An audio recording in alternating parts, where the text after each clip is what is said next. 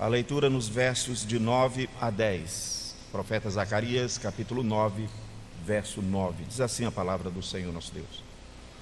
Alegra-te muito, ó filha de Sião. Exulta, ó filha de Jerusalém. Eis aí te vem o teu rei, justo e salvador, humilde, montado em jumento, num jumentinho, cria de jumenta. Destruirei os carros de Efraim e os cavalos de Jerusalém, e o arco de guerra será destruído. Ele anunciará paz às nações, o seu domínio se estenderá de mar a mar, e desde o Eufrates até as extremidades da terra. Vamos orar, amados. Senhor nosso Deus, tendo atendido ao teu chamado, vimos, ó Deus, nós e nossa casa. E aqui, Senhor Deus, te exaltamos, lemos as Escrituras, confessamos os nossos pecados. Também, Pai Santo, partilhamos daquilo que o Senhor tem nos dado com muita gratidão.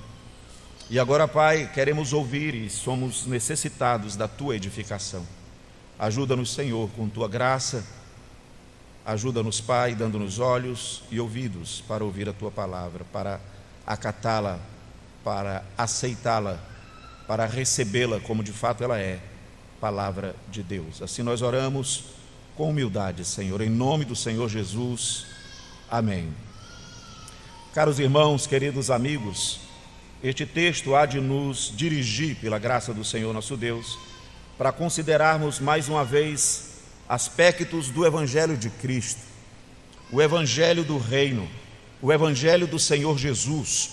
E também, à medida que nós formos levados a este Evangelho glorioso, a este Evangelho majestoso, nós vamos perceber nesta noite a veracidade da palavra do Senhor Deus. Como eu tenho o desejo de que, à medida que nós vamos lendo as Escrituras, essas Escrituras sejam tidas para nós como algo sumamente importante, que o grau de apreço, o grau de importância, o grau de carinho, de amor, o grau de apego às Escrituras aumente no nosso coração, coração de nossas famílias, de nossos filhos. À medida que nós somos levados às verdades desta palavra, esta palavra deve ser mais amada, mais querida, ela deve ser mais crida, ela deve ser colocada como o próprio Deus da palavra a colocou, acima de todas as coisas.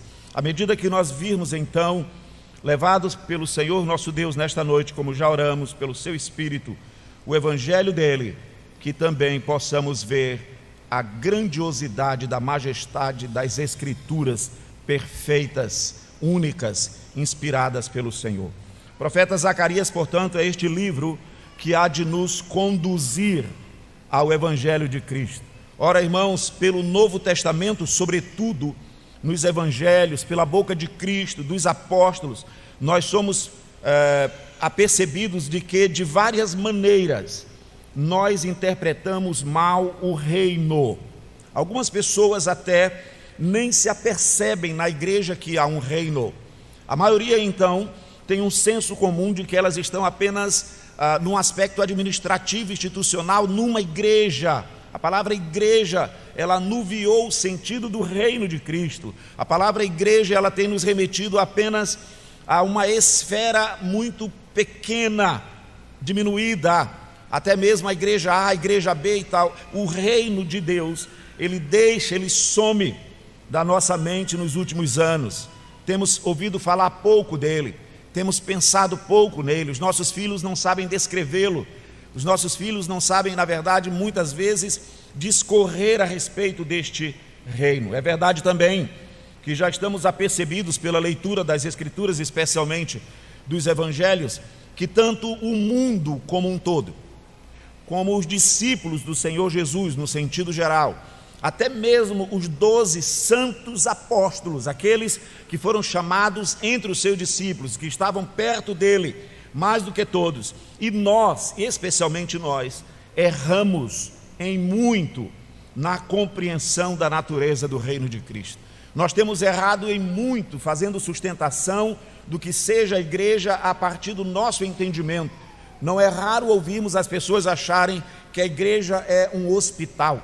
Cada pessoa que adentra aqui traz uma concepção de igreja. A igreja ela deve ser acolhedora, a igreja ela deve ser um pronto-socorro. Nenhuma destas concepções, destas comparações estão nas Escrituras Sagradas. O que é o reino de Deus? O que é a igreja de Deus? O que é estar no reino? O que é estar na igreja de Deus? O Senhor não nos deixou livres para pensarmos assim de qualquer maneira. Pelo contrário, nós devemos nos esforçar mais e mais para conhecer sobre o reino de Cristo. Até porque o próprio Cristo, assim como João Batista, que anunciou o Cristo, a vinda dele, a chegada dele, ele diz: arrependei-vos, porque está próximo, está perto o reino dos céus. Ele começa o seu ministério nos chamando a esse aspecto de reino. O Senhor Jesus segue nos ensinando numa oração de maneira repetida, cotidiana. Um dos nossos pedidos deve ser: venha o teu reino. E invariavelmente nós estamos dizendo: vamos orar pela igreja. E aí a igreja seria o sinônimo do reino? Quantos de nós oramos pelo reino? Quantos de nós estamos apercebidos da realidade do reino? O ministério do Senhor Jesus continua, e ele em Mateus 13, e tantos outros textos, por favor, voltando daqui a pouquinho para Zacarias, ele diz para os seus discípulos que é necessário, e a eles é dado, conhecer os mistérios do reino de Deus. O capítulo 13 do Evangelho de Mateus é conhecido como um capítulo ou um sermão das parábolas, onde o Senhor Jesus conta várias parábolas. E logo depois de contar a primeira delas, no capítulo 13, verso 11, o Senhor Jesus nos diz assim, e Mateus registrou: ao que respondeu: porque a vós outros é dado conhecer os mistérios do reino. Ele diz uma outra frase contundente, ele diz: mas àqueles não lhes é isso concedido. Ele diz que a igreja dele, os discípulos verdadeiros, especialmente os 12 apóstolos, terão um entendimento aprofundado do que é o reino, de tal maneira que este entendimento, ele chama aqui de mistérios, não algo que permanecerá oculto, mas algo que será falado. Mistério aqui é algo que é explicado. O que é o reino? O que o reino não é? Qual é a natureza deste reino? Irmãos, o Senhor Jesus então ocupa boa parte do seu ministério ensinando sobre o reino. Se você perceber aqui mesmo no capítulo 13, ainda nesta introdução necessária, o verso de número 24, ele conta parábolas que têm a ver com essas explicações do reino. A parábola no verso 24, outra parábola lhes propôs, dizendo: o reino dos céus é semelhante. No verso 31, outra parábola lhes propôs, dizendo: o reino dos céus é semelhante. No verso 33, disse-lhes outra parábola: o reino dos céus é semelhante. Portanto, nós vemos uma intenção, um esforço didático, um esforço ministerial, um esforço pedagógico, um esforço do mestre, do Senhor dos senhores, de ensinar, e eu volto a repetir-me, não deixar livre para nós criarmos a nossa própria ideia do que é o reino de Deus. E nós vamos ficar muito surpresos se nós estudarmos cada uma destas parábolas que nos mostram as nuances do reino. Pessoas invariavelmente estão dizendo: mas isto acontece na igreja? Isso não pode ter na igreja. De onde você tirou isso? Isso é uma afirmação sua. De onde as escrituras dizem que coisas A, coisas B? Geralmente nós estamos verificando o outro. Estamos dizendo que é inadmissível a presença de outras pessoas, de outras famílias, mas aquilo que as nossas famílias suportam, praticam, isso é muito aceitável no reino de Deus. Portanto, nós estamos invariavelmente diminuindo o entendimento correto do reino. Estamos invariavelmente nos relacionando com uma imagem criada fora das escrituras, sobre o que queremos mesmo que seja a igreja, do nosso agrado. Eu estou mudando desta igreja porque para mim na igreja não pode ter estas coisas, e eu vou para outra igreja levando aquilo que praticava aqui, que não deveria praticar, mas apenas acusando alguns de que não deveriam fazê-lo. Isso é muito comum nos dias de hoje. O reino de Deus então precisava ser entendido pelos discípulos. O reino de Cristo, a natureza dele, as coisas que estão ligadas a ele, precisava ser muito bem entendido, especialmente pelos 12. E é exatamente isso que nós vemos, todo um esforço de Cristo, ensinando, como a própria Escritura vai dizer no livro de Mateus, já vimos no capítulo 13, verso 11, ele ensinando sobre os mistérios do reino. Como o próprio Lucas vai nos dizer em Atos, no capítulo 1, verso 3, que o Senhor Jesus ressuscitou aqui para fazer início do ministério, meio do ministério e o fim do ministério terreno. Ele ressuscitou, e diz aqui Lucas, capítulo 1, verso 3, ele passou 40 dias se manifestando, fazendo esses aparecimentos aos discípulos. E Lucas nos dá uma informação extremamente interessante. Atos 1, 3. A estes também, depois de ter padecido, se apresentou vivo, com muitas provas incontestáveis, aparecendo-lhes durante 40 dias, e aqui ele diz o conteúdo da conversa, durante 40 dias, falando das coisas concernentes ao reino de Deus. O ministério inicia do Senhor Jesus sobre o reino. O Senhor Jesus dá muito do seu tempo ministerial falando, ensinando sobre o reino. Ele ressuscita, ele aparece, e o tema central é sobre o reino, porque não podemos ser deixados sozinhos com o nosso próprio entendimento sobre o reino. Mas ainda, nós percebemos que mesmo todo este esforço das Escrituras, dos profetas, do próprio Deus revelando, do Cristo encarnado, falando a respeito do reino, nós vemos muita má compreensão entre os apóstolos. Nós percebemos em Mateus, no capítulo 18, eu vou fazer uma sequência, pode anotar ou se quiser eu leio, se não puder abrir, que eu vou fazer um pouquinho rápido. Em Mateus, no capítulo 18, nós vemos os discípulos perguntando quem é o maior no reino dos céus. Tanto ensinamento sobre o reino, igual como nós ainda temos uma ideia de que na igreja há níveis de pessoas, há pessoas menores, há pessoas maiores. Os destaques ainda são almejados dentro do reino de Deus, do reino de Cristo. Esta pergunta, ela é tão sem sentido, mas ela foi feita, diz o capítulo 18, verso 1 de Mateus. Naquela hora aproximaram-se de Jesus os discípulos, depois de tanto ensinamento, perguntando: quem é porventura o maior no reino dos céus? Nós vemos ainda no capítulo 20 deste evangelho de Mateus, no verso 21, um pedido desajeitado, pecaminoso, horrível de uma mãe que tem 2 filhos apóstolos, uma mãe que tem 2 filhos distintos, já atuando no reino de Deus. Mas as Escrituras Sagradas dizem, está registrado em Mateus 20, verso 21, que esta mãe perguntou-lhe ele: que queres?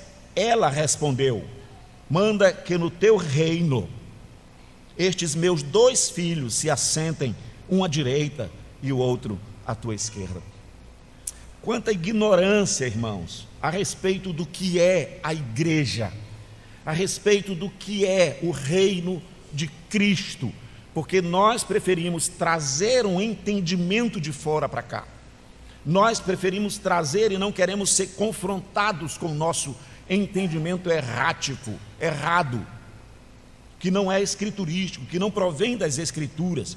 Portanto, de várias maneiras nós podemos perceber, e a própria Escritura mostra a dificuldade que eles tiveram, os apóstolos, os discípulos, os não crentes, a gente chama o mundo como um todo, de compreender a natureza do reino de Cristo. No capítulo 24 ainda do Evangelho de Mateus, as Escrituras nos dizem que os discípulos, mais uma vez, já praticamente no final ali do ministério de ensino do Senhor, quando ele já vai para aquele momento da paixão.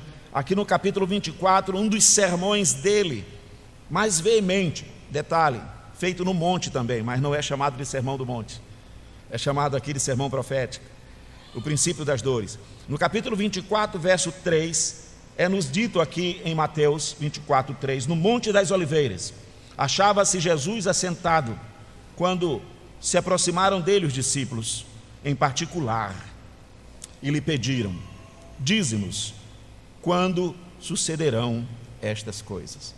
É bem desestimulante ouvir uma pergunta desta. Eles tinham uma expectativa da vinda do Messias, eles tinham lido os profetas, eles haviam lido as Escrituras, eles estavam numa expectativa de um reino chegado, de um reino realizado. E agora que o Senhor Jesus mostrou para eles que o reino de Deus, o reino dele, não é exatamente como eles querem, mas que será necessário ele morrer, que será necessário ele ser julgado, espancado injustamente e morrer, e depois ressuscitado. Então eles passam agora essa ansiedade deles para o outro momento. Quando é que vai vir então esse novo reino? A pergunta deles, ela é uma espécie de desinteresse no reino que já existe. A gente quer esse reino que vai vir, esse reino quando o Senhor virá e julgará todas as coisas. Então dize-nos quando sucederão estas coisas, que sinal haverá da tua vinda? Ele veio, ele implantou o reino, ele está presente, mas agora nós queremos a outra vinda. Nós queremos aquela vinda mais poderosa, nós queremos aquela vinda mais definitiva, nós queremos aquela vinda que vai resolver todas as coisas de maneira muito definitiva. Percebemos, portanto, que embora essas perguntas sejam legítimas, mas elas não deixam de manifestar também um mau entendimento desse reino, porque eles não estão plenamente satisfeitos com a presença, com a natureza revelada do reino. É mais ou menos depois de termos estudado o que é a igreja, qual é a natureza da igreja, o que a igreja não é. Aí as pessoas se levantam e dizem: e quando é que vai vir aquela igreja mesmo, definitiva, poderosa? Porque esta não é interessante, esta não é o que eu quero. Eu quero uma igreja assim, eu quero uma igreja desta forma, eu quero que a igreja seja assim. Oh, irmãos, querido que esteja conosco, como nós precisamos desistir destas ideias humanas sobre o que é a igreja. Como vai fazer bem para você, para a sua casa, para nós, para o reino de Cristo, olharmos mais as Escrituras sobre qual é a verdadeira natureza do reino, da igreja, deixar as nossas expectativas, que serão certamente frustradas, de lado. Portanto, aqui no capítulo 24, verso de número 3, as perguntas são: dize-nos quando sucederão estas coisas. Que sinal haverá da tua vinda e da consumação dos séculos? Este é o sentido que a gente percebe que estava ainda imperando no coração deles. E fechando aqui a nossa introdução, mostrando quanto pensamento desfocado do reino, da igreja, foi colocado aqui nas Escrituras por parte dos discípulos. O próprio livro de Atos, quando antes da ascensão do Senhor Jesus, diz um pouco mais dessas três perguntas aí. Eu não estou acusando os discípulos, não, eu estou fazendo uma análise pelas Escrituras Sagradas. Capítulo 1 do livro de Atos, Lucas diz no verso 6: então os que estavam reunidos lhe perguntaram: Senhor, será este o tempo em que restaures o reino a Israel? Ah, irmãos, a resposta do Senhor Jesus, amável, correta, é esta. Respondeu-lhe Jesus: não vos compete conhecer tempos ou épocas que o Pai reservou pela sua exclusiva autoridade. Há nessa resposta aspecto suficiente para nos fazer entender que, de maneira meramente humana, nossas expectativas sobre igreja e reino, elas estarão tão longe daquilo que é a verdade da palavra, que o pai de fato não está comprometido com elas. E ele diz isso assim, ó: não vos compete saber. Esta é a resposta dele. Vocês precisam seguir neste reino que já foi ensinado, que está manifesto. Vocês vão receber poder ao descer sobre vós o Senhor Espírito Santo. Vocês vão ser testemunhas, ainda muito claudicante, ainda muito ruim de ser firme, fraca. Testemunhas fracas, mas fortalecidas pelo Senhor, porque parece que o entendimento a respeito do reino foi e ainda é um grande desafio para nós na Igreja de Cristo. Portanto, estes são alguns aspectos que nos fazem perceber a realidade desta temática como sendo desafiadora, mas que nos desafiam para as Escrituras Sagradas, como o livro de Zacarias há de nos fazer hoje, por favor, no capítulo 9, verso 9, para termos um entendimento mais correto, mais bíblico, e ainda nos esforçarmos para que nossos filhos também tenham esses entendimentos distorcidos, retirados, e colocá-los no entendimento correto. O livro de Zacarias, no capítulo 9, ele vai nos levar exatamente para esta tensão de má compreensão. O texto de Zacarias, que aparece aí de maneira muito clara no Novo Testamento também, ele está dizendo para nós no capítulo 9, verso 9: alegra-te muito, ó filha de Sião. Esta é uma profecia 530, mais de 500 anos antes de Cristo. Portanto, ali no período do retorno do cativeiro, naquele período da reconstrução do templo e também da reconstrução dos muros de Jerusalém. O contexto é uma cidade destruída, o contexto é de ruínas, e aqui a profecia do Senhor por boca de Zacarias, que é contemporâneo de Ageu, que é contemporâneo de Zorobabel, que estão levantando os muros da cidade, que na sequência terá um colega chamado Malaquias. Zacarias prega a verdade do reino. Zacarias chama eles para uma realidade correta da compreensão do reino de Deus, tanto na era presente deles, quanto no desdobramento da vinda do Messias. E vocês vão ver que o próprio Malaquias também vai fazer várias censuras, porque eles estão menosprezando os sacrifícios, menosprezando as ofertas, menosprezando o serviço, a adoração ao Senhor nosso Deus.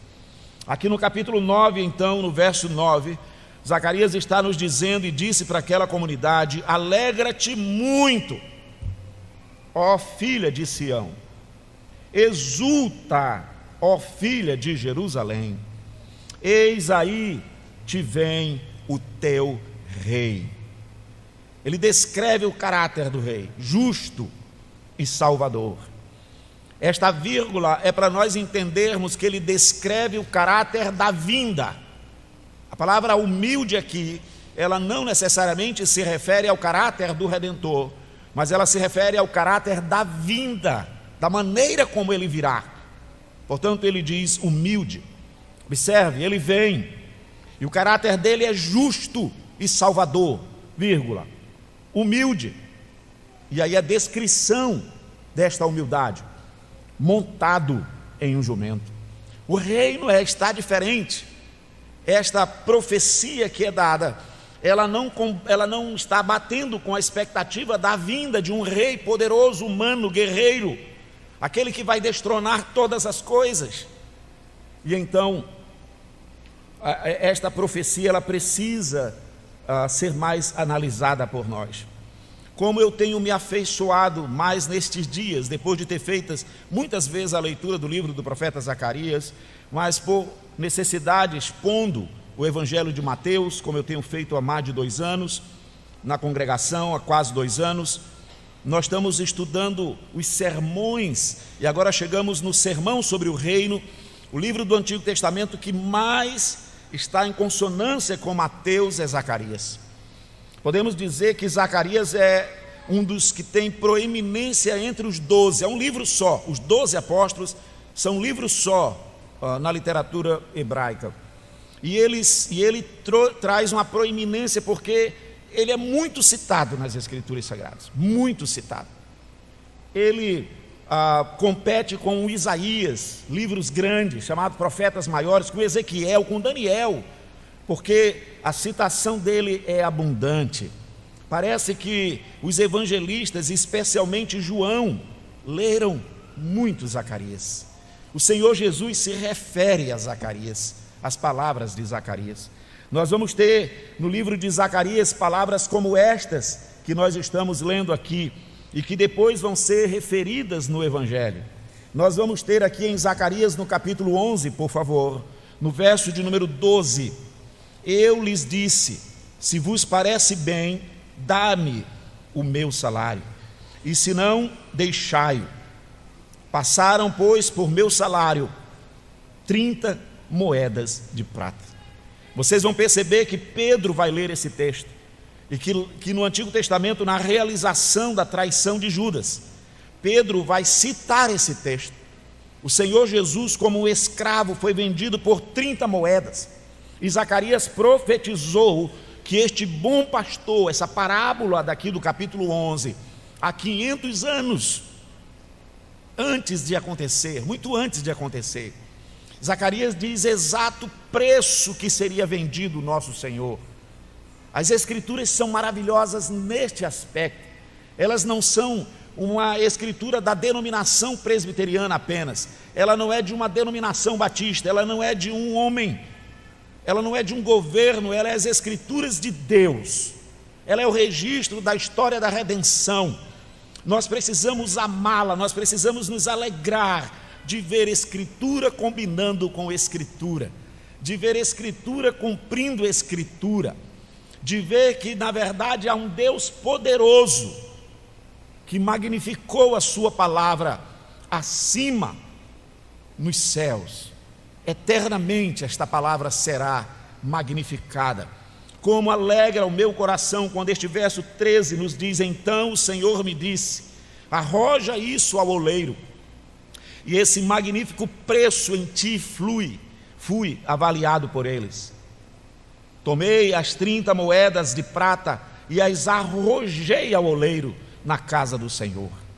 Irmãos, estas palavras, elas não estão desconectadas das verdades que as Escrituras trazem. Se você puder, observe no capítulo 26 de Mateus. Observe muito bem, eu arrojei para a casa do oleiro. Observe muito bem, 30 moedas foi o preço. Mateus vai nos dizer aqui no capítulo 26, e como eu gostaria de fazer exaustivamente estas correlações, mas eu quero apenas deixar um gosto para todos nós que aqui estamos, de que nós estamos diante da palavra bendita de Deus, e que ela é uma palavra só, é uma revelação só. No capítulo 26 do Evangelho de Mateus, no verso de número 14, nós temos aqui, depois de 500 anos, as Escrituras nos dizendo no verso 14 de Mateus 26, então um dos 12, chamado Judas Iscariotes, indo ter com os principais sacerdotes, propôs: que me quereis dar, e eu vô-lo entregarei. E pagaram-lhe 30 moedas de prata. E desse momento em diante, buscava ele uma boa ocasião para entregar o Senhor Jesus. Zacarias havia falado sobre isto. A palavra do Senhor Deus se cumpre no capítulo 27 de Mateus. No verso de número 3, há uma continuidade deste relato. O Evangelho de Mateus, no capítulo 27, verso 3, nos diz: então Judas, o que traiu, vendo que Jesus fora condenado, tocado de remorso, removeu as 30 moedas, devolveu as 30 moedas de prata aos principais sacerdotes e aos anciãos, dizendo: pequei, traindo sangue inocente. Vendeu por 30 moedas, o preço de um escravo, que Zacarias havia falado. Agora ele está arrependido humanamente, não é arrependimento e fé, é apenas remorso. Não é o entendimento correto de quem é o Cristo. E ele diz no verso 4. Pequei traindo sangue inocente. Eles, porém, responderam: que nos importa? Isso é contigo. Verso de número 5. Então Judas, atirando para o santuário as moedas de prata. Quantas moedas? 30 moedas. Retirou-se e foi enforcar-se. Não morreu enforcado, foi para se enforcar. Morreu estraçalhado. Morreu num campo que foi comprado pelas moedas. O verso de número 6 diz: e os principais sacerdotes, tomando as moedas, disseram: não é lícito esses homens, falsos religiosos, que não conhecem o reino de Cristo, que não reconheceram o rei do reino de Cristo, veio para o que era seu, os seus não receberam, mas são religiosos, mas criaram a ideia de igreja deles, criaram a ideia de religião deles. E agora estes homens, nesta falsa piedade, como muitas vezes eu sou levado a ter, nós somos levados a desenvolver falsa religião, falsa piedade, falso entendimento sobre igreja. Julgamos, condenamos, rejeitamos os irmãos em nome de um desconhecimento do que é a verdadeira igreja, do que é o Senhor da igreja. Estes homens, tomados por isso, ele diz aqui no verso de número 6, os principais deles, tomando as moedas, disseram numa piedade: não é lícito deitá-las no cofre das ofertas. Eles haviam pagado pelo Redentor, eles estavam cumprindo a palavra de Zacarias, que eles eram doutores em lei, que eles eram obrigados a conhecer, mas eles haviam criado uma ideia de reino deles próprios. É mais contundente o verso 7 ao nos dizer: e tendo deliberado, se reuniram um conselho fora das Escrituras, compraram com elas um campo. Nós não vamos botar no dízimo, isso é moeda de sangue. Nós vamos então agradar o Senhor Deus, vamos comprar um campo. E diz o verso de número 7, para cemitério de forasteiros. Vamos fazer as boas dádivas, boas obras. E diz o verso de número 8, por isso aquele campo tem sido chamado até o dia de hoje campo de sangue, que foi comprado com moeda de sangue. Então se cumpriu o que foi dito por intermédio do profeta Jeremias. Aí você vai dizer: não, pastor, isso está falando de Zacarias. Não, essa parte aqui da compra do campo foi Jeremias que falou, mas a parte de cima do texto foi Zacarias, e Mateus nem citou o nome de Zacarias, porque Mateus já dá como certo de que os seus ouvintes conhecem o livro de Zacarias. Zacarias profetizou das 30 moedas, Zacarias profetizou da devolução, e Jeremias profetizou da compra de um campo. É essa a referência que ele faz. Portanto, queridos irmãos, são estas semelhanças, esses cumprimentos das Escrituras com as Escrituras, que tornam o livro, por exemplo, de Zacarias, um livro necessário de ser lido, um livro que nos leva ao Evangelho de Cristo, um livro que já tem servido para nós tirarmos entendimentos errados sobre o próprio reino de Cristo. Eu ainda quero que você observe no capítulo 12, não só citar, porque eu preguei, eu acho que da última vez que estive aqui, Zacarias 12:10, eles verão aquele a quem traspassaram. E você vai ver que as Escrituras, João vai ver o cumprimento de Zacarias lá na cruz. Então o livro de Zacarias traz muito sobre o Redentor, o livro de Zacarias traz muito sobre o Messias. Mas aqui no capítulo 13, eu termino ainda este enfoque de correlação de cumprimentos para a exaltação da palavra. Meu objetivo é de que você não fique apenas com o valor da minha pregação. Não é o essencial, ela só é essencial porque a pregação que eu pretendo apresentá-la, ela é da palavra. Ela só é essencial porque eu sou escravo da palavra, porque nós somos ministros da palavra. Portanto, eu quero que o que aumente não é o seu apreço apenas ou tão somente por mim, e até digo pouco importa. O que eu quero é que aumente o apreço pelas Escrituras.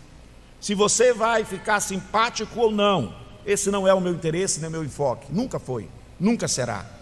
Mas que você aumente, que você aumente, que a igreja aumente o seu prazer, a sua confiança nas Escrituras Sagradas. Todas as vezes que você ouviu o Evangelho de Cristo, como é pregado com fidelidade aqui, pelo meu pastor, pelo nosso pastor, como eu me esforço para fazê-lo, que você saia daqui amando as Escrituras, que nós sejamos levados ao Evangelho, mas que este Evangelho não esteja fora deste livro. É Ele que nos revela este Evangelho, é Ele que endireita a nossa visão, de maneira que você vai querer ler mais Ele, de maneira que você não vai poder passar uma semana sem ler a Bíblia, sem meditar na Bíblia, de maneira que você não vai chamar o seu filho e dizer: eu tenho um tesouro para você. Você tem a Bíblia como tesouro para eles. É nesse sentido que, e a veemência ela é para chamá-los a isto apenas. É nesse sentido que o capítulo 13, eu não queria findar essas correlações em Zacarias, mas preciso. No capítulo 13, verso 7, Zacarias está ainda falando sobre o rei pastor. E o capítulo 13, verso 7, ele diz: desperta, ó espada, contra o meu pastor. Olha a profecia, 500 anos e tanto. Depois vem o Senhor Jesus e fala sobre esse texto. O Senhor Jesus citando Zacarias. Capítulo 13, verso 7, desperta, ó espada, contra o meu pastor e contra o homem que é o meu companheiro. Diz o Senhor dos Exércitos: fere o pastor e as ovelhas ficarão dispersas, mas volverei a mão para os pequeninos. Em Mateus 26, por favor, e depois eu vou fazer a exposição e aplicação de Zacarias. Em Mateus 26, o verso de número 31, para sermos bem exatos. Observe quem está falando. Mateus, Evangelho, capítulo 26, verso 31. Então Jesus lhes disse: esta noite todos vós vos escandalizarei comigo. Por quê? Porque está escrito: ferirei o pastor e as ovelhas do rebanho ficarão dispersas. É as Escrituras cumprindo as Escrituras. É o próprio Senhor Jesus vendo o cumprimento na sua vida encarnada, dando testemunho disso. Este livro será aberto para nos julgar. Nós seremos julgados por Ele. Toda a depreciação, todo descaso contra Ele será tratado, porque o Evangelho vem dEle, o Evangelho está nele, e a nossa fé tem que vir dela, das Escrituras. A nossa confiança tem que vir das Escrituras. O nosso entendimento de igreja tem que ser das Escrituras. O nosso entendimento sobre o reino tem que ser pelas Escrituras. Que o Senhor Deus nos leve a um arrependimento de fazermos sustentações equivocadas, egoístas, mesquinhas sobre o seu reino, sobre a sua igreja.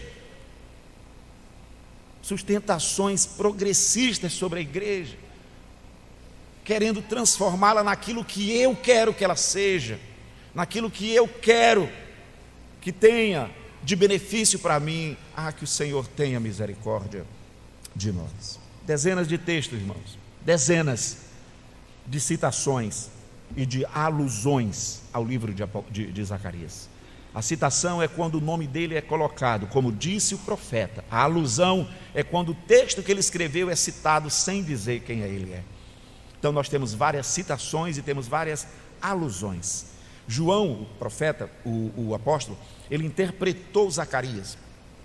E ele usou Zacarias exaustivamente no livro de Apocalipse, sem citar o nome de Zacarias uma só vez. Exaustivamente você vai encontrar frases, ideias, palavras, pensamentos. Quem lê o livro de Zacarias vai encontrá-lo no livro de Apocalipse, porque ele era uma leitura muito maravilhosa para aqueles que queriam compreender a natureza do reino de Cristo, para aqueles que estavam de fato interessados na boa compreensão do reino de Cristo. Tendo dito isto, então, nós podemos desenvolver de maneira muito breve hoje apenas duas sustentações e depois fazer as aplicações. Duas sustentações que nos levam, através do livro de Zacarias, para as Escrituras, em vermos um reino inabalável. O reino de Cristo, irmãos, é um reino inabalável, que vai além aí do nosso entendimento. Dizendo em primeiro lugar que, olhando para o livro de Zacarias, nós podemos ver o caráter, ou melhor, a natureza deste reino e o caráter do rei. Esse capítulo 9, verso 9 e 10, eles nos dão ideias claras a respeito da natureza do reino e também a respeito do caráter do rei. O caráter do rei, ele é dito de maneira primeira, capítulo 9, verso 9. Este rei é descrito para que depois o reino, e a mesma maneira como o rei é descrito, já fala do reino, mas para no verso 10, o reino ser descrito. Eu quero que primeiro você olhe o verso 10. Eu quero que primeiro você veja como que a descrição do reino está na contramão da expectativa dos judeus. Está na contramão do nosso entendimento. O reino é descrito no verso 10, quando é dito: destruirei os carros de Efraim e os cavalos de Jerusalém. Que maravilha! Haverá um Deus guerreiro, haverá um Messias guerreiro. E ele diz aqui: e o arco de guerra será destruído. Como isto? Destruirei reinos, mas o arco de guerra vai ser aposentado. Então há uma frustração aqui, há um contraponto nessa expectativa de um reino revolucionário, de um reino militar, de um reino terreno, de uma vitória apenas do ponto de vista humano, do ponto de vista terreno. Ele diz então: o arco de guerra será destruído. Ele anunciará paz às nações. E aí ele fala do reino: o seu domínio se estenderá de mar a mar, e desde o Eufrates até as extremidades da terra. Qual é a natureza desse reino? Este reino, nós podemos dizer, é um reino cujo domínio se estenderá de mar a mar. Este reino é aquele reino estabelecido por Cristo, diferenciado de qualquer outro reino dos reis de Israel, dos reis de Judá, diferenciado de qualquer reino humano. O reino de Cristo, ele é um reino eterno. O reino de Cristo, o reino estabelecido de Cristo, é um reino de abrangência mundial. Lembra que ele vai dizer: recebereis poder. Estão interessados em saber sobre o reino, restaurar o reino a Israel. Que limitação é esta?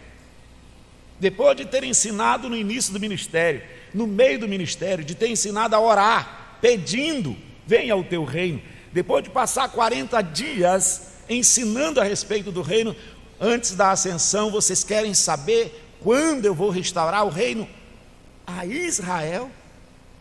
Ele diz: esperai em Jerusalém, porque do alto vocês vão ser revestidos de poder, e vocês vão ser minhas testemunhas, como diz Zacarias, de mar a mar. É um reino cuja abrangência chegará aqui no Roraima, no Amazonas, no norte, em todos os lugares. Portanto, é um reino eterno, é um reino que vai permanecer, é um reino que vai ter essa abrangência fenomenal, porque nada impede, nada compete com o reino de Deus. Aí você pode sim fazer a aplicação do que ele diz à igreja também: as portas do inferno não vão prevalecer contra a igreja de Deus, porque esta é a natureza deste reino, um reino de poder, um reino poderoso, um reino eterno, um reino abrangente. Essa era a expectativa do povo de Israel, Não. Embora eles quisessem um rei poderoso, mas humano, um rei ali na Palestina, um rei ali naquele lugar. E o Senhor Jesus traz, portanto, a frustração, tanto da perspectiva desta limitação, quanto também da perspectiva da frustração, quanto a esse aspecto da espada, da guerra. Qual é a natureza desse reino? Ele é um reino de paz. É isto que diz aí. O arco de guerra será destruído. Capítulo 9, verso 10. Ele anunciará paz às nações. Ele é o príncipe da paz. Portanto, não é nada comparado com o que nós possamos pensar ou imaginar, criar a respeito do que é a igreja.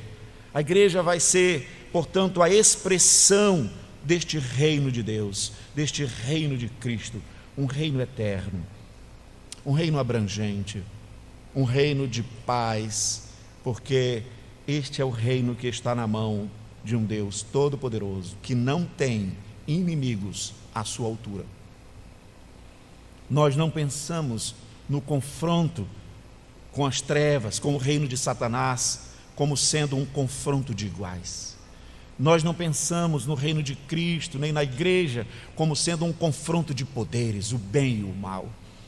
Nós somos levados a ver este Deus tão alto, tão sublime, tão soberano, que Ele rege, que Ele domina sobre o mal, que Ele domina sobre todas as nuances possíveis. Por isso o Senhor Jesus vai nos ensinar até o fio de cabelo de vocês está contado.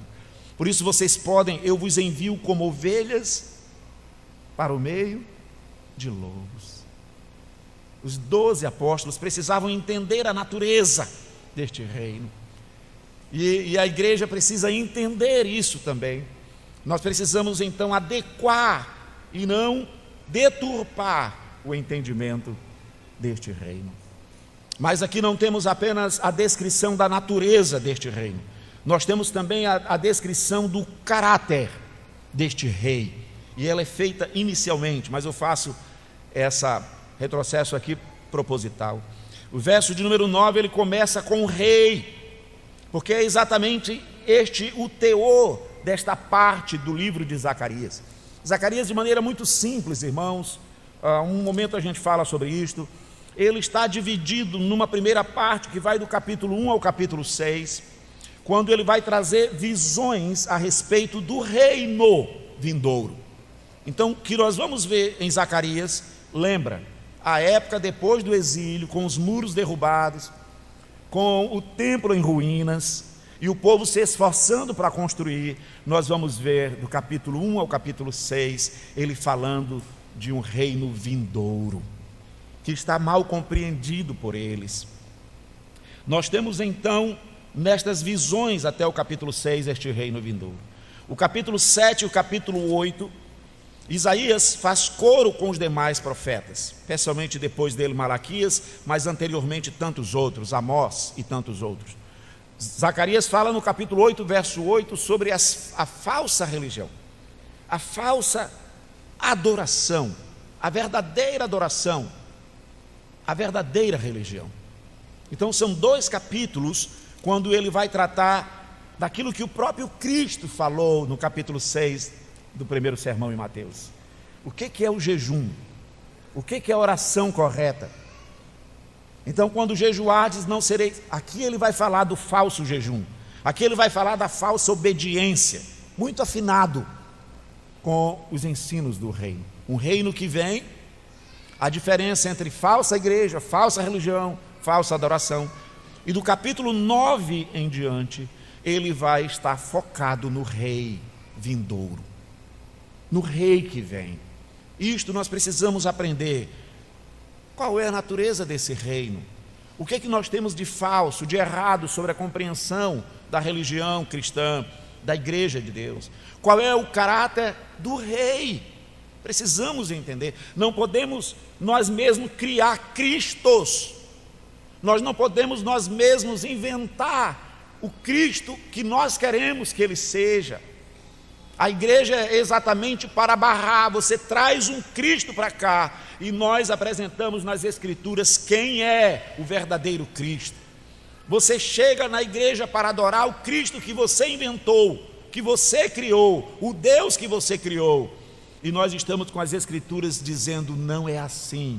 Este é o Cristo da Bíblia, este é o Deus da Bíblia. Zacarias, do capítulo 9 em diante, ele fala do caráter deste Rei vindouro.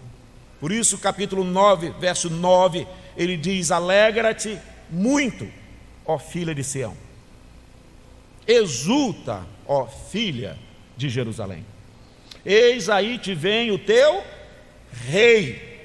Vai falar da natureza, do caráter dele. Qual é a natureza? Justo. Como é que é esse Salvador? Justo. Qual é o Jesus que você traz? É justo. A salvação dele passa pela justiça divina? Ou ela é o Cristo que simplesmente deixa para lá todas as ofensas ao Senhor Deus, nos aceita exatamente da maneira que nós estamos, não importa a configuração da sua família, não importa a sustentação que você faz daquilo que eles chamam de preferências de gênero, este não é o Cristo das Escrituras. O Cristo das Escrituras é bem definido no seu caráter. Ele não é apenas um redentor, aquele que perdoa todos os pecados. Ele é aquele que perdoa os pecados de maneira justa. Nós queremos esse Cristo, nós vamos ser confrontados com ele. Ele não veio apenas para unir todas as religiões. Pastor, você tem o Cristo do cristianismo, mas eu tenho o Cristo do budismo, eu tenho o Cristo de outras religiões. Nós temos um Cristo que precisa conversar. O meu Cristo não tem como conversar com o seu, porque ele é revelado nas Escrituras. As Escrituras são verdadeiras, as Escrituras são a palavra do Senhor. Por isso precisamos aumentar o seu valor, senão só será mais uma pregação, e quando eu ouvir outra, aquela é melhor, eu fico com aquela. Não, é o que ela diz, é o que as Escrituras dizem. O caráter deste Redentor é que ele é justo. Ele virá como Salvador, mas ele virá em justiça. Preciso fazer essa interpretação teológica rapidamente, não era muita intenção fazê-la, mas para mim Paulo interpretou isso de maneira sublime no capítulo 3 aos Romanos. Um justo e Salvador, um Salvador justo. Quem é o seu Cristo? Qual é o caráter dele? Paulo dizendo aos Romanos, e aqui Paulo aos Romanos escreveu um texto extremamente teológico. Evangelho precisa ser fundamentalmente teológico. Dr. Martin Lloyd Jones diz que aqui este livro fala de justificação, mas ele fala da justificação de Deus. Isso é um diferencial. Conquanto ele trate da nossa justificação, justificados, pois, mediante a fé, temos paz com Deus. Contudo, o que Paulo está fazendo aqui é apresentando esta justificação de tal maneira que as pessoas não podem acusar o Senhor Deus na maneira como ele nos justificou. Paulo vai fazer aqui uma demonstração do que é o verdadeiro evangelho à luz de Zacarias e à luz dos outros profetas. Este Salvador, este justificador, ele é um justificador justo. Ele é um perdoador justo. Ele cumpriu a exigência. Ele cumpriu a santidade exigida. Ele cumpriu todas as coisas. Então essa é uma diferença no Evangelho, e esta é uma diferença no caráter do nosso Salvador. Capítulo 3 de Paulo, para ser bem exato, o verso de número 25. A quem Deus propôs no seu sangue como propiciação, mediante a fé, para manifestar o quê? A sua justiça. Se era para manifestar, o que estava acontecendo com a justiça? Ela não estava manifesta. ela estava oculta, perdoando pecados. O sangue de touros não perdoa. Como é que ele perdoou Moisés? Como é que ele aceita ele de volta? Se ele expulsou por causa de um pecado, se ele colocou uma espada de fogo, se a santidade dele não permite um pecado, e esses homens cometeram milhões de pecados, e agora eles estão voltando aceitos. Um homem de acordo com o meu coração, ele falou para Davi, sendo que Davi cometeu pecados odiosos. Que tipo de justificação é esta? A justiça dele estava oculta. Essa justiça foi revelada no Evangelho. Como é que a igreja pode tolerar pessoas? Como é que no reino de Deus, pecadores, ele come com eles? Como é que as pessoas fazem, aprontam, chegam aqui e se tornam crentes? Como é que as pessoas agora esqueceram o seu passado? Aqui está a pregação do Evangelho, do caráter do rei. Ele é justo. E Paulo vai nos dizer então no capítulo 3, verso 25, a quem propôs no seu sangue como propiciação mediante a fé para manifestar a sua justiça, por ter Deus na sua tolerância deixado impunes os pecados anteriormente cometidos, tendo em vista a manifestação da sua justiça. Essa repetição é interessante.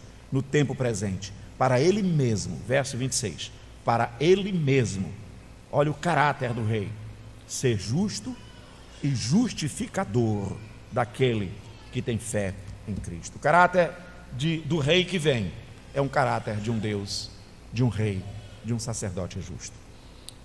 Que maravilha podermos ver isso. E aí eu termino, para ir para as aplicações, dizendo que sobre este rei é dito que ele é justo, salvador, mas é dito que a maneira como ele vem é humilde.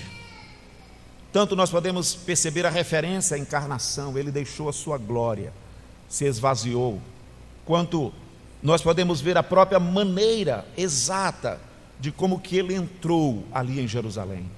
A expectativa frustrada de ver um general, um guerreiro, um homem de sangue, de guerra, e olhar e ver um Salvador humilde, montado em um jumento, num jumentinho, jumentinho, 2 animais, cria de jumenta. Então esta profecia a respeito da natureza do reino que vimos, um reino eterno, reino poderoso, um reino mundial. A respeito do caráter do Redentor que vimos, um Redentor justo, um que perdoa, que fez a propiciação, que ele próprio é o nosso sacrifício, mas ele faz de forma justa. Portanto, nós encaminhamos para irmos para a aplicação 2 correlações desse texto. A primeira delas, no próprio Evangelho de Mateus, de onde já tiramos tantas correlações. Esse texto aqui sobre o Salvador montado no jumento, ele aparece em Mateus 21. O Evangelho de Mateus, no capítulo 21, o Senhor Jesus tem uma intenção ao fazê-lo. E o capítulo 21 do Evangelho de Mateus nos diz, no verso 1,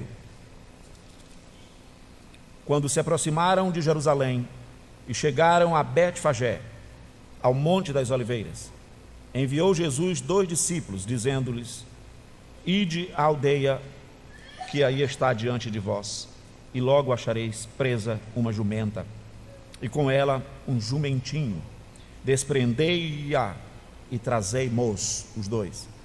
E se alguém vos disser alguma coisa, respondei-lhe que o Senhor precisa deles, e logo os enviará.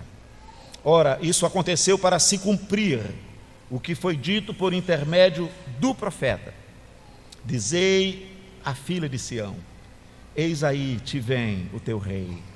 Como é que é esse rei? Justo, perdoador, mas ele vem num caráter de manifestação humilde, montado em jumento, num jumentinho, cria de animal de carga. Indo os discípulos, e tendo feito como lhes ordenara, trouxeram a jumenta e o jumentinho. Imaginemos isso, a palavra do Senhor Deus, 500 anos sendo falada, profetizada, lida e agora cumprida. Que palavra maravilhosa! Ela não cai por terra, ela é eficaz, ela é verdadeira, ela é sublime. Então puseram em cima deles as suas vestes, e sobre elas Jesus montou. E a maior parte da multidão estendeu as suas vestes pelo caminho, e outros cortavam ramos de árvores, espalhando-a pela estrada. E as multidões, tanto as que precediam como as que seguiam, clamavam: Hosana ao filho de Davi.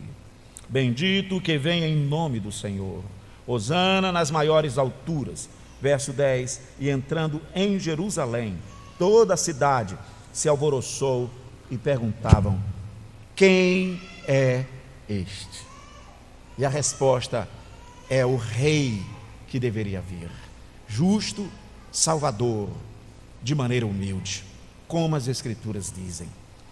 Deus seja sempre bendito e louvado cada vez que estamos olhando as Escrituras e vendo o seu cumprimento extraordinário, vendo de fato essa profecia sobre a natureza do reino, sobre o caráter do rei, cumprida excepcionalmente.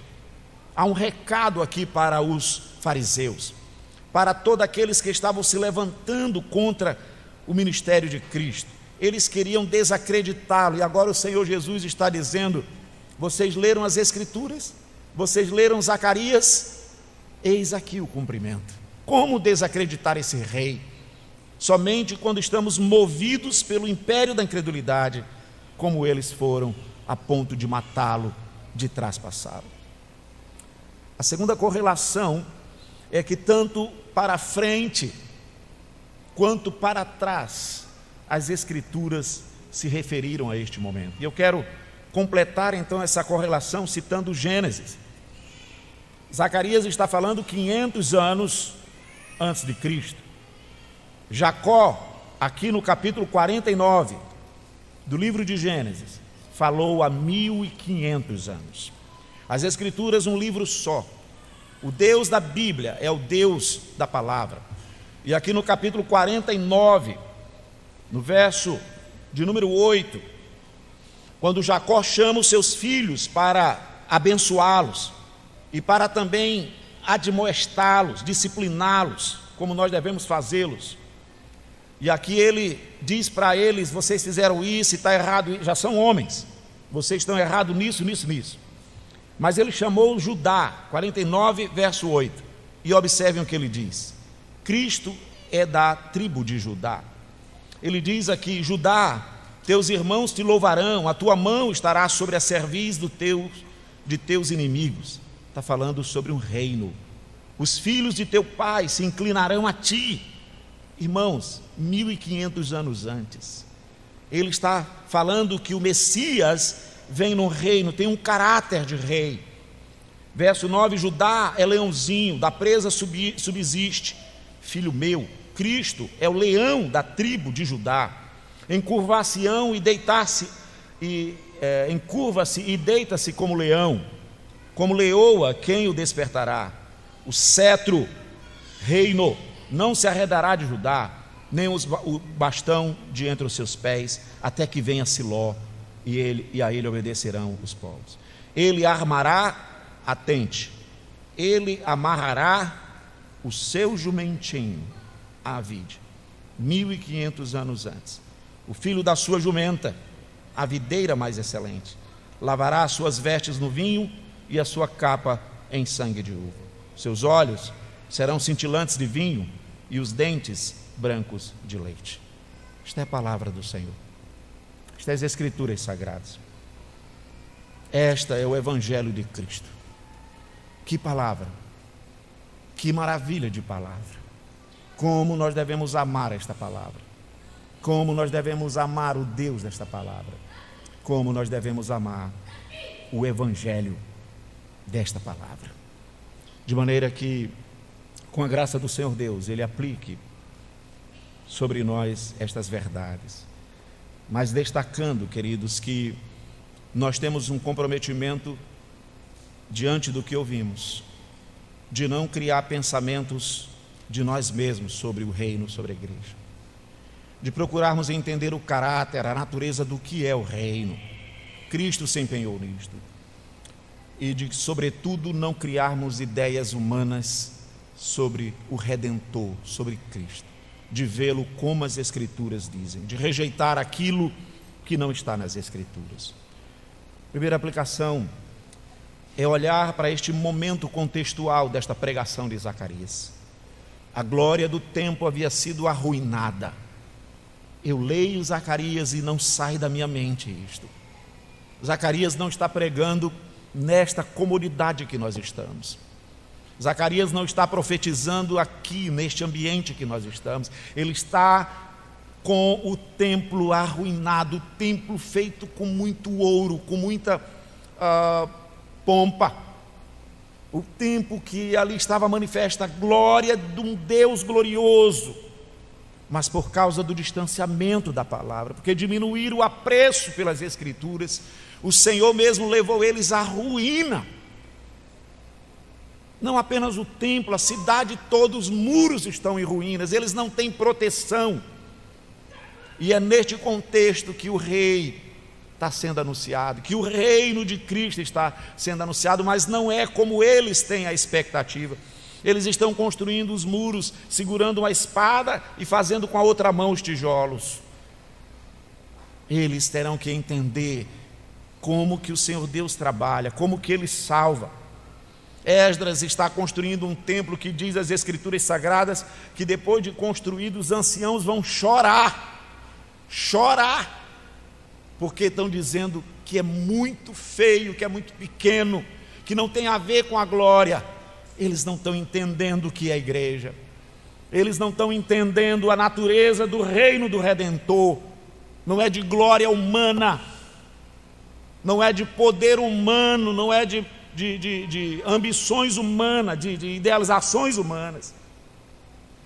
Zacarias vai nos mostrar exatamente isso. Não devemos desprezar os pequenos começos.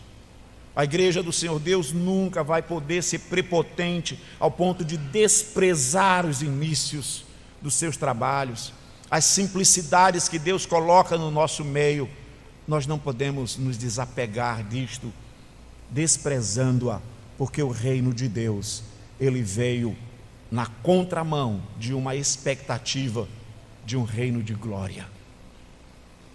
A glória que as pessoas estão buscando nos templos, nas igrejas neopentecostais, a manifestação do poder, a bênção da teologia que dá dinheiro, da libertação, é uma outra teologia, da prosperidade, obrigado, a bênção dessa prosperidade. Eu sou filho do rei. Irmãos, esse está na contramão disso.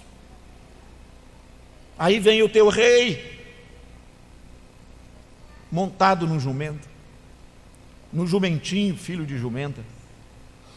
Porque a igreja, ela precisa entender que o Senhor é Senhor sobre tudo, sobre a riqueza e sobre a pobreza. Que o Senhor trabalha com a nossa fidelidade, Ele levanta-nos em todos os momentos, em todas as situações e circunstâncias. Portanto, essa pregação, ela foi falada no declínio de toda uma expectativa de vã glória. Segunda aplicação, o reino de Cristo, olhando para Zacarias e citando o texto literal do capítulo 4, verso 6, o reino de Cristo não é por força nem por poder humano. É um reino de paz e é um reino que vai glorificar a Cristo. Como eu preciso entender isso? Nos desafios contra mim mesmo, na administração amorosa e cuidadosa da minha esposa querida, das nossas filhas, do trabalho na congregação, nos ministérios por onde tenho passado. Não é por força humana, não é por poder humano. Capítulo 4 de Zacarias, ele teve que dizer isso quando ele estava anunciando o reino vindouro. No verso 6, também conhecidíssimo, prosseguiu, 4:6, ele me disse: esta é a palavra do Senhor a Zorobabel, não por força nem por poder, mas pelo meu Espírito, diz o Senhor dos Exércitos. Mas o verso 7, irmãos, que maravilha de evangelho. Quem és tu, ó grande monte? Diante de Zorobabel serás uma campina, porque ele colocará a pedra de remate em meio aclamações. Qual é a aclamação? Haja graça, e graça para ela. Esse é um reino da graça, não da força e do poder. Nós vamos celebrar aqui a graça, a conversão dos nossos filhos, a mudança, a transformação dos nossos lares, é manifestação da graça. Aquilo que o Senhor Deus nos leva a experimentar, a conquistar, a avançar nesse enfrentamento com o reino da incredulidade, o reino parasita, é graça sobre graça. As vitórias que nós temos tido da mortificação da nossa pecaminosidade, é graça, abundante graça, que superabunda onde até o pecado abunda. Graça sobre graça. Este é o caráter do reino. Por fim, este reino, ele precisa ser visto pelos nossos olhos como centralizado no Senhor Deus, no seu Filho, porque ele é um reino da aliança, irmãos. Ele é um reino da aliança da redenção, antes dos tempos eternos, mas ele é um reino da aliança com Cristo. O capítulo 9, nós lemos o verso 9 e o 10, e eu deixei o 11 para o final, quando ele nos diz aqui no capítulo 9, verso 11, quanto a ti, Sião, por causa do sangue da tua aliança. Esse reino, ele é feito na aliança com Cristo. Este reino é Cristo. Cristo é o rei deste reino da aliança eterna, cantada, lida, a quem enviarei?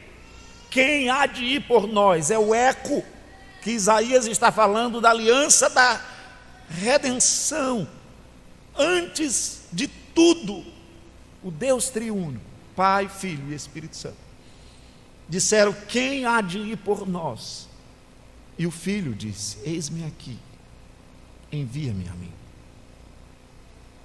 E então, ao vir, o reino foi estabelecido, e o reino dele, eterno, poderoso, mundial, se estabelece na fraqueza, nos momentos de grandeza, se estabelece acima de todo poder. A ele toda a honra, toda a glória. Ele foi fiel à aliança, ele cumpriu a aliança, e depois, na mesa que ele estabeleceu como memória, ele disse: este é o meu sangue, o sangue da nova aliança, da nova aliança no meu sangue. É assim que nós estamos vivendo, pela mesma aliança que ele falou aqui. Quanto a ti, Sião, por causa do sangue da aliança, tirei os teus cativos da cova em que não havia água. Ele nos liberta por este sangue. Não importa como você esteja, desde que este sangue esteja sobre você, os seus pecados serão perdoados. Este é o evangelho do reino. Ele purifica de todo pecado. Mas enquanto o sangue da aliança não estiver em nós, nós permanecemos no nosso pecado. Nós estamos condenados debaixo da ira de Deus, e não podemos inventar uma igreja que passa panos por cima disto. Eu vou do jeito que eu estou, porque é assim. Todo mundo que está lá não tem um perfeito, não tem ninguém que pode acusar, não tem ninguém que pode apontar. Aqui é o reino de Cristo. E conquanto sejamos imperfeitos, os nossos pecados foram tratados no sangue de Cristo, para que nós não vivamos mais para o pecado, para que nós não sejamos mais escravos do pecado. Então nós não vamos chegar aqui para exibir a nossa pecaminosidade. Nós vamos aqui para exibir a graça de Deus em pecadores. A graça, o triunfo da graça em nossa casa, em nossa família, como esposo, como esposa. Que evangelho precioso, que Bíblia maravilhosa, que Deus poderoso. Fiquemos de pé, amados, por favor, para orarmos ao Senhor nosso Deus, para exaltá-lo. O sangue da aliança estava na palavra do profeta Zacarias. Minha fala: que sigamos para adorar o Rei da glória, gratos por estarmos no seu maravilhoso reino. Você está nele? Você que está em Cristo está nele. firmes na sua palavra, fiel, verdadeira, maravilhosa, excelsa, dispostos a propagar esse reino para todas as nações, a nos envolver com ele de todas as formas, para a glória dele em toda a terra. Que o Senhor nos encha desta compreensão correta do seu reino. Depois nós vamos nos assentar, depois da oração e da bênção. O presbítero Joaquim estará aqui. Senhor nosso Deus e Pai, grande Deus, soberano Deus, Deus Altíssimo, quão magnífica é a Tua palavra, quão magnífico, Senhor, é este reino estabelecido na eternidade, manifesto, prometido a Deus Jacó, tantos anos, dizendo para uma geração que não era nem vista de Judá. O cumprimento, Senhor Deus, em várias etapas, um servo fiel se levantando num contexto de precariedade e dizendo a natureza e o caráter do rei, a natureza do reino.